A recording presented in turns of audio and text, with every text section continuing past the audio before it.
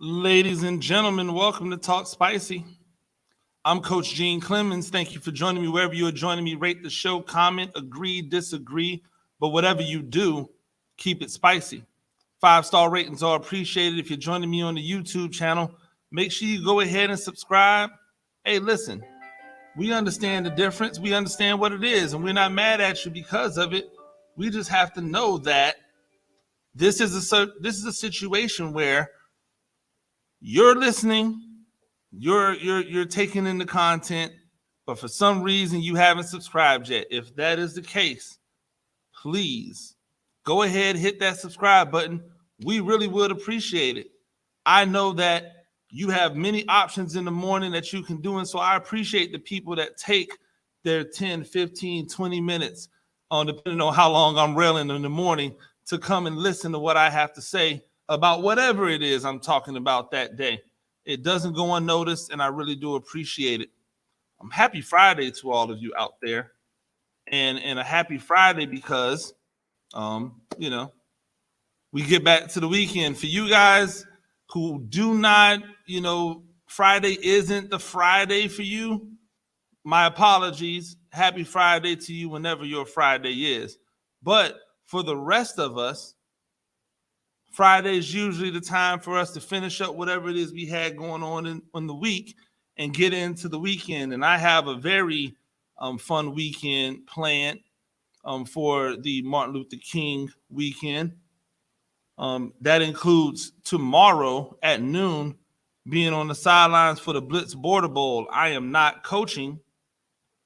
I will be there in a media aspect, and I want to make sure that I am getting these young men as many opportunities as possible to show who they are, to express who they are. So you're going to want to subscribe to the YouTube channel because all of my content, interviews, highlights, they're all going to be up on that YouTube channel. So if you want to see what's going on in Savannah, Chatham County, in the low country with some of those athletes that are there, maybe that are still looking for homes, some really, really talented young men, you're going to want to be locked into that channel to see that.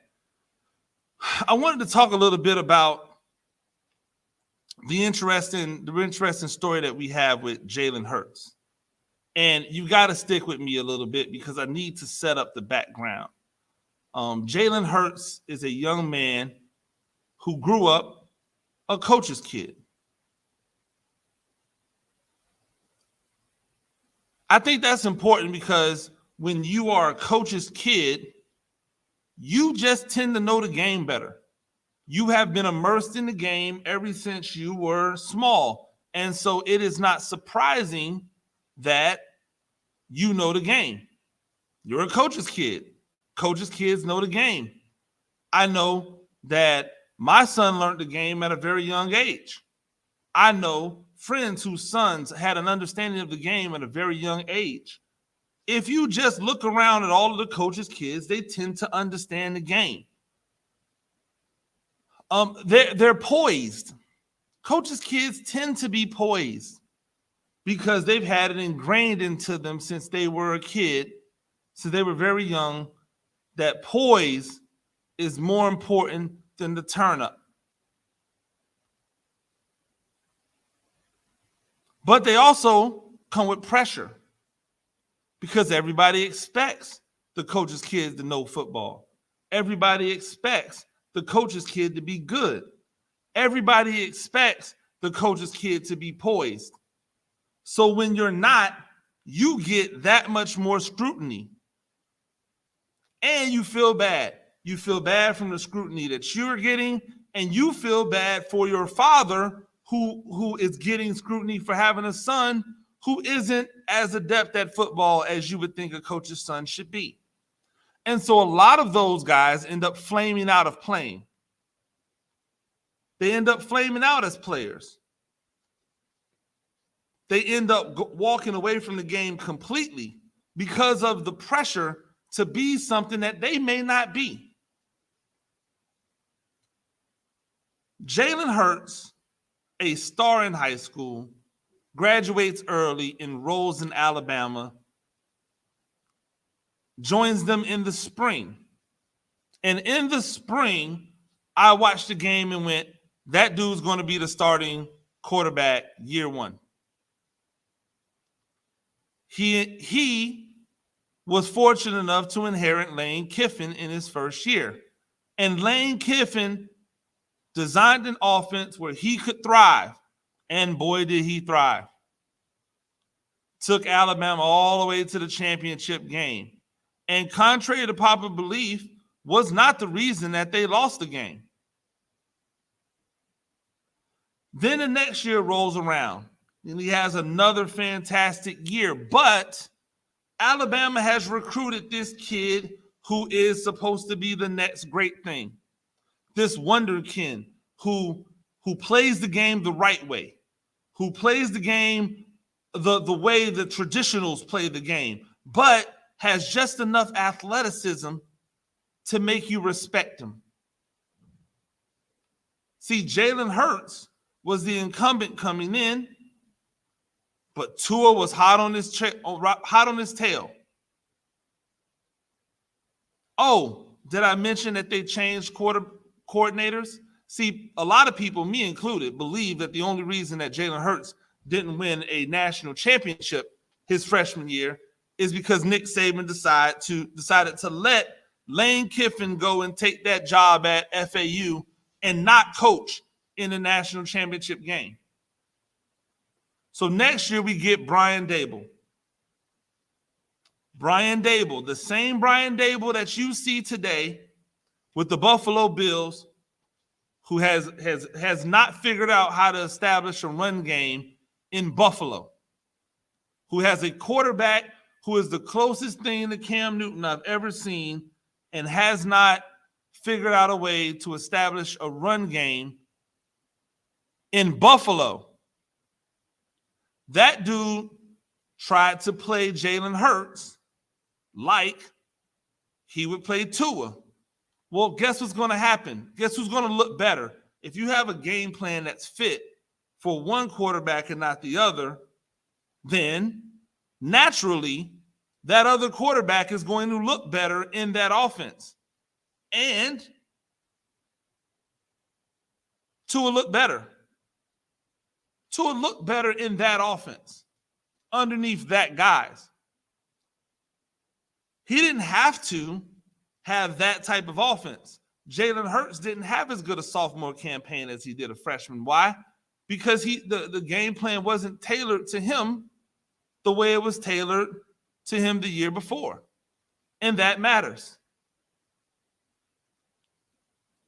We see it in the NFL when Tom Brady has a game plan that's tailored to him. He has success.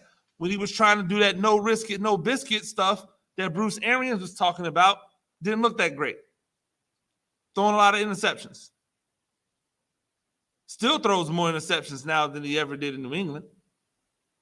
Or at least that he regularly did in New England. He had some high interception seasons. So now Jalen Hurts is in they win the national championship in his sophomore year. But here's the thing. But now Tua comes in and throws one pass that makes people believe that Alabama needs to have him as the starter next year, including Alabama. Jalen Hurts takes it in stride, works on his game in that type of offense. Brian Daboll, one and done, leaves and goes to be the OC in the NFL. New offensive coordinator, same philosophy as Daboll. I believe Mike Locksley's up this time. And now Tua's rolling and doing all kind of good stuff and throwing the ball everywhere. And Jalen Hurts would come in and get his time is in the second half and put up fantastic numbers. Nobody paid attention. Jalen Hurts' completion percentage that season was 70+%. Nobody paid attention. That Jalen Hurts stayed quiet, told the company line. He's a coach's kid, remember. He knows how these things work. But he never stopped getting better. SEC championship game comes, Tua gets hurt, as he was prone to do. Jalen Hurts comes in and wins the SEC championship for them. So much that had Nick Saban choked up on the sideline talking about him after the game. Then, because Jalen Hurts is a coaching kid and knows the game, he takes his graduated self and transfers. He left Alabama with a degree, ladies and gentlemen. He didn't just hit the transfer portal and go, I'm out. He left Alabama with a degree in 3 years. 3.5 years, if you want to be technical about it.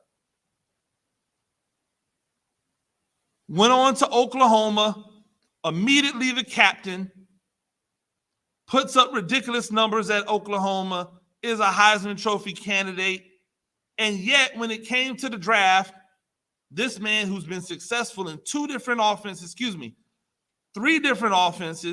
at 2 different schools, the NFL tells him, you're not a first-round draft pick. But these names in front of you are.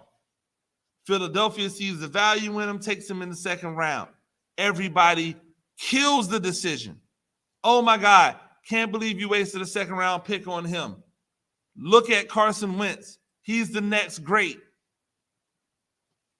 Hurts doesn't say anything. He just works. Carson Wentz starts to falter. So they give Hurts the shot. So they give him the shot. And when they give him the shot, he performs. Is he perfect? No. Is he great? No. Does he do some great things? Yes.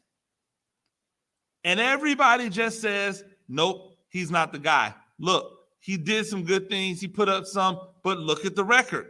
Oh, now record matters. Now record matters. In other times with rookies, you're like, well, the record's not a quarterback thing, and he's a rookie. You got to give him a chance to grow. But with Jalen Hurts, after 4 games of playing, people had already written the notes. They had already put it in stone. Jalen Hurts, not a starting quarterback.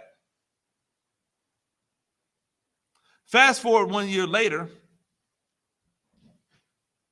terrible performances by Zach Wilson all year, by Trevor Lawrence pretty much all year, outside of some okay performances here and there.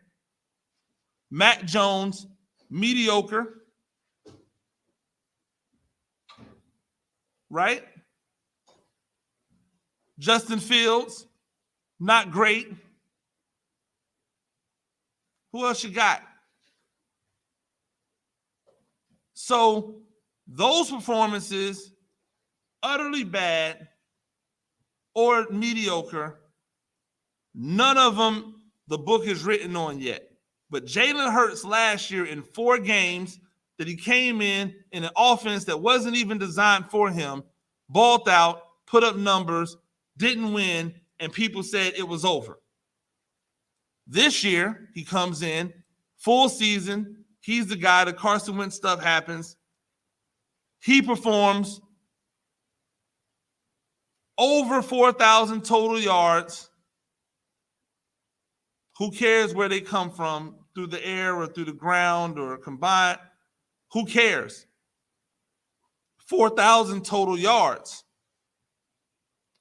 And yet, after he takes a team that was subpar, not in the playoffs, not a winning record, and he puts them in the playoffs with a winning record and an identity with a new head coach, people are still saying, yeah, but is he?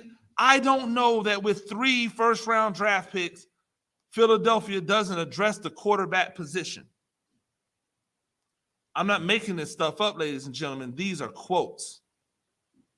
These are people who are out here saying we should take another guy because Jalen Hurts we're not sold that Philadelphia believes that Jalen Hurts is the guy. And to that I say, if Philadelphia doesn't think that Jalen Hurts is the guy, what in the hell are they doing?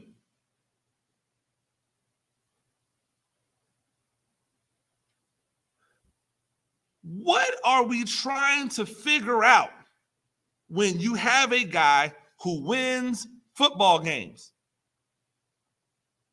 Is it because he doesn't throw for 5,000 yards? Is it because he doesn't throw 40 touchdowns? Hey, ladies and gentlemen, let me tell you something that you might not know. Right? In Los Angeles with the Rams, you have a quarterback that everybody says is good, who's never been able to elevate a team to a winning level team consistently, except for when he had a coach. He never once, with Hall of Fame receivers, with a Hall of Fame receiver or with multiple receivers who were good, he's never been able to elevate a team. Jalen Hurts has one receiver who is a rookie who is good, and a bunch of other guys who, in the right situation, can be good, and a tight end who can be good, and he has elevated a team to playoff status. For all of the statistics that Matthew Stafford has this year, for all the statistics that he's put up this year on his team with all of these weapons, he and Jalen Hurts have led their teams to the same level.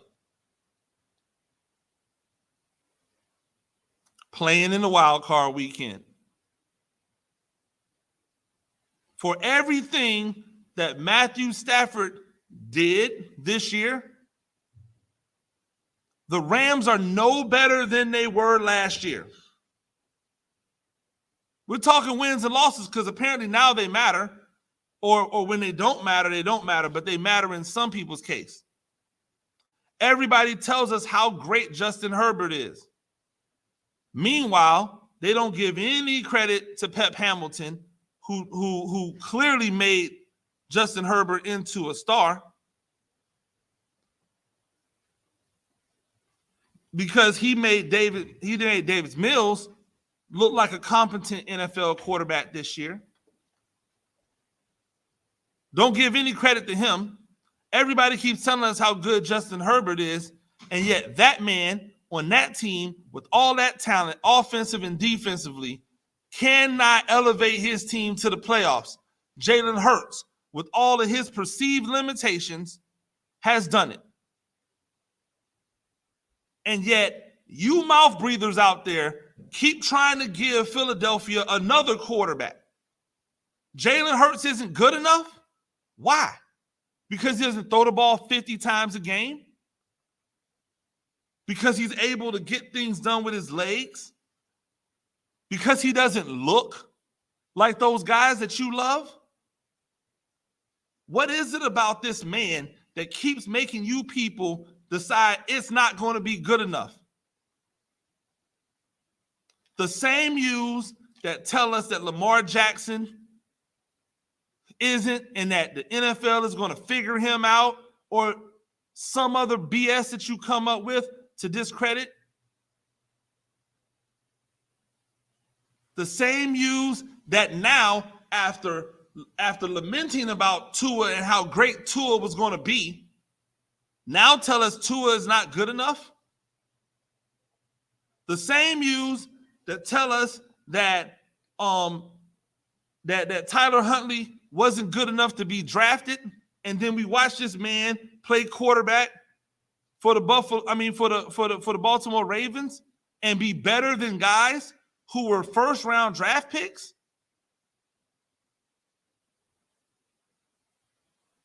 The same yous who time after time and player after player continue to question the ones that look like Jalen Hurts. Meanwhile, all Jalen Hurts keeps doing is winning. So I'm going to tell you something before it happens. When they go out here and they play the Tampa Bay Buccaneers, and I'm a Buccaneers fan, so obviously I hope the Bucs win. So when the Bucs win, I don't want to hear a word about, man, Jalen Hurts has to. I'm going to flame you dudes. I will dedicate my entire day over the next week to seeking out and calling BS to all the people who have negative things to say about Jalen Hurts when they lose to the Buccaneers, because I believe they will. And if by chance they do win, if for some reason they win,